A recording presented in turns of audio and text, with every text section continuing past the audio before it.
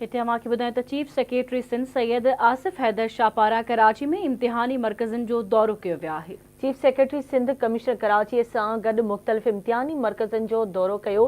Chief secretary Sindh 9th class के इम्तिहाननि जे इंतज़ामनि जो जाइज़ो वरितो। Government boys high school Jahangir road में इंतज़ामनि जी खोट ते कावड़ जो इज़हार कयो वियो आहे।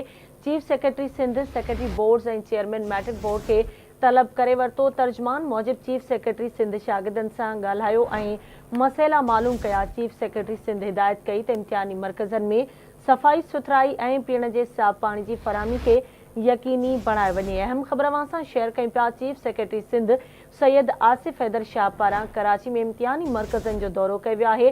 Chief secretary Sindh commissioner Karachi सां गॾु मुख़्तलिफ़ इम्तिहानी मर्कज़नि जो दौरो कयो। Chief secretary Sindh 9th class इम्तिहाननि जे इंतज़ामनि जो जाइज़ो वरितो। Government boys high school Jahangir road में इंतज़ामनि जी खोट ते कावड़ जो इज़हार कयो।